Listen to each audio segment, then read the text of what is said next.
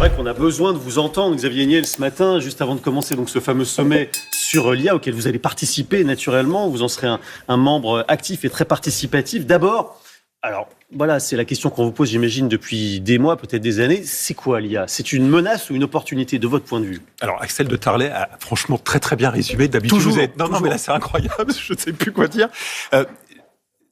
Il a dit quelque chose de très important. C'est pas quelque chose de magique. C'est statistique. On lui donne plein d'informations. Ouais. Il va essayer de les organiser. Les machines vont les organiser dans tous les sens pour amener une réponse à une question qu'il comprend pas vraiment. Mais il sait que quand on pose ce type de questions, la machine doit répondre ça.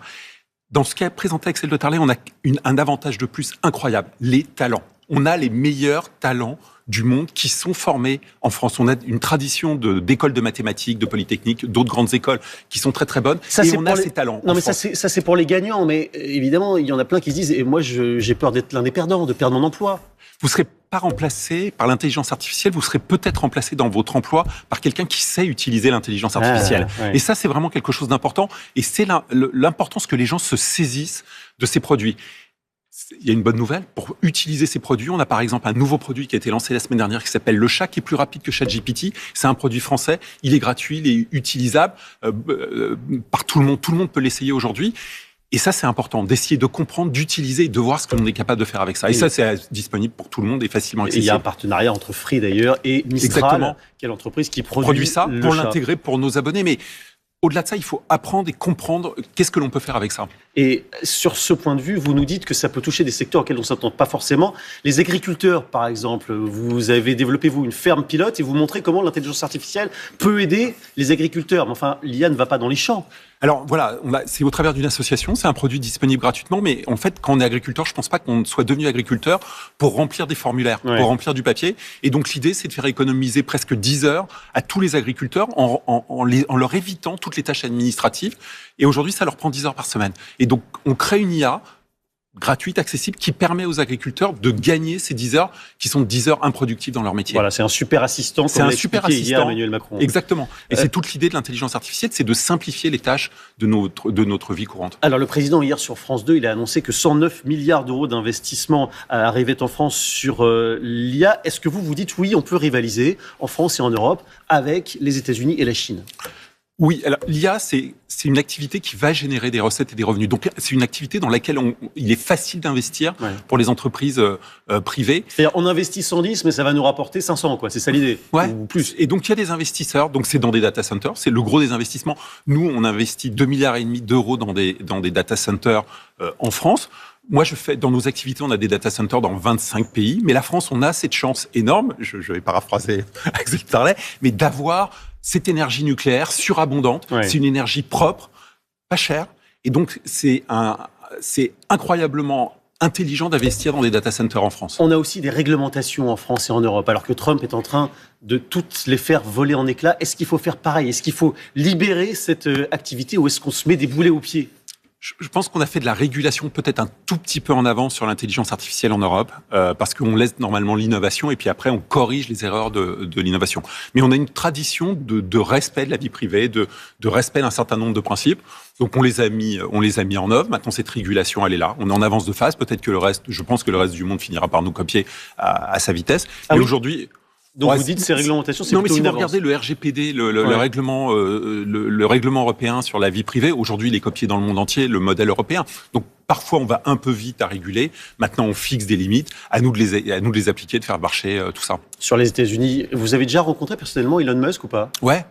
Et alors, vous en avez pensé quoi ? Parce qu'il est aussi, évidemment, sur ces sujets-là, et il est aussi intervenant auprès de Donald Trump pour couper les crédits aux États-Unis. Je pense que c'est le plus grand entrepreneur du monde, et à côté de ça, un garçon qu'on va qualifier au minimum complexe, si je vais utiliser un mot difficile, peut-être parfois un connard.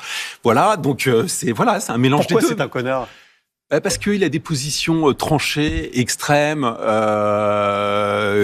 parce que comme il est très intelligent, à l'instant donné, il peut avoir une petite idée, puis il prend sa petite idée, puis il la balance, et puis ça peut être une bêtise.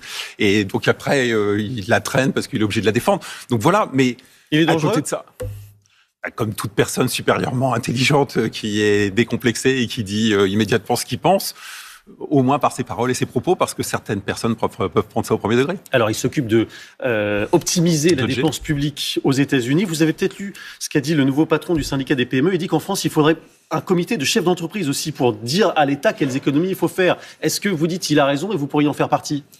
Je pense que parfois avoir des gestionnaires, c'est pas une mauvaise idée. Donc avoir des gestionnaires dans notre administration, dans notre mode de fonctionnement, ne serait peut-être pas complètement idiot. Oui. Donc pourquoi pas un comité de chefs d'entreprise ? Je sais pas si c'est un comité de chefs d'entreprise, c'est des gens qui savent. Vous savez, le problème de l'homme politique, c'est qu'il a besoin d'être élu. Donc il est obligé de mettre en œuvre des choses qui peuvent être démagogiques. Ouais. L'avantage d'avoir des gestionnaires qui seraient déconnectés d'une élection ou du choix de l'obligation d'être réélu pourrait apporter quelques avantages dans la gestion de ce pays. Les chefs d'entreprise, ils sont aussi parfois obligés de suivre le pouvoir, enfin obligés ou pas d'ailleurs, mais je pense à Mark Zuckerberg quand je dis ça, parce que on a beaucoup parlé du fait qu'il arrêtait le fact-checking sur Facebook et sur Insta. Ça vous inquiète ou vous dites c'est le sens de l'histoire ?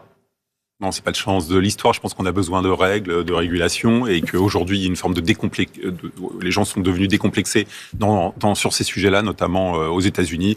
Mais c'est un cycle, vous savez, on est aujourd'hui dans un cycle comme ça, et demain on sera dans un cycle comme ça sur ces sujets-là. Alors vous nous avez parlé des chefs d'entreprise, vous pensez qu'il faut sans doute davantage les écouter. Écoutez ce qu'Emmanuel Macron leur a dit hier aux chefs d'entreprise, à certains d'entre eux en tout cas. Beaucoup de débats en ce moment en France qui me paraissent fous. Je crois, mais quand on dit qu'il faut taxer les entreprises, il faut faire mal à l'innovation... Alors vous lancez un appel à nos capitaines d'industrie, ils veulent parfois délocaliser ou s'en aller, on l'a entendu il y a quelques temps. Vous leur dites quoi ? Restez ici. Soyez patriotes vous-même. Donc menez le débat. Un appel ce soir à ces patrons, à ces capitaines d'industrie. Je vous ai parfois pas assez entendu ces 7 dernières années quand on menait les réformes des retraites. Et là, quand ils disent on s'en va, qu'est-ce que vous faites ? Je leur dis expliquez plutôt tout ce qu'on a bien fait pendant 7 ans. Parce que c'est trop facile d'être planqué dans son bureau et de dire c'est bien, faites le travail, mais on le dit pas trop fort. Donc vous avez pris votre téléphone pour Xavier Niel, pour Bernard Arnault ? Je vous le dis là ce soir, c'est la meilleure manière de parler aux gens. Voilà, c'était hier sur France 2. On a reconnu, vous êtes en photo ici, Xavier Niel. Ils sont pas assez patriotes, vos collègues chefs d'entreprise. Je précise que vous dites, moi je resterai en France, même si on me prend tout. Donc voilà, vous avez une parole assez libre là-dessus. Je sais pas s'ils sont patriotes ou pas patriotes. Aujourd'hui, il y a un sujet qui est là. C'est pas la hausse des impôts sur les personnes physiques, c'est la hausse des impôts sur les entreprises. Et la hausse des impôts sur des entreprises, c'est moins d'investissement, moins de création d'emplois. Et voilà, donc aujourd'hui, on a un moment difficile avec ces mesures qui ont été prises, qui vont passer, et donc les entreprises vont moins avoir de moyens. Ce qu'il faut voir, c'est que dans le monde entier, aujourd'hui, les gens sont venus investir en France au cours des 7-8 dernières années, et ça a été incroyable, ça a créé énormément d'emplois dans ce pays. Parce que les investisseurs sont venus, et on le voit dans l'intelligence artificielle, ils continuent de venir. Il faudrait pas changer ça. Parce que ces investissements, c'est de l'emploi, parce que c'est de la création d'infrastructures, c'est l'évolution du pays, et ça permet de financer notre modèle social. Alors c'est exactement cette surtaxe que Bernard Arnault a critiquée. Cette phrase, elle était largement commentée. Il l'a un peu corrigée. Il a dit on va pas partir, mais les mesures fiscales sont une incitation à la délocalisation, puisqu'elles taxent le Made in France, mais pas les entreprises délocalisées. Est-ce que vous dites oui, bien sûr qu'il a raison là-dessus, Bernard Arnault ? Il n'a pas tort, il dit exactement ce que je viens de vous dire. C'est-à-dire qu'à un moment, la hausse de l'impôt, c'est autant d'argent que l'on n'a pas pour investir. Mais c'est, encore une fois, j'espère que c'est un cycle. Ce qui nous fait toujours peur, je crois, ou ce qui fait peur aux chefs d'entreprise, c'est quand on va dans un sens, on revient sur les impôts, on fait rarement marche arrière. Donc, et on est dans un cycle de hausse d'impôts.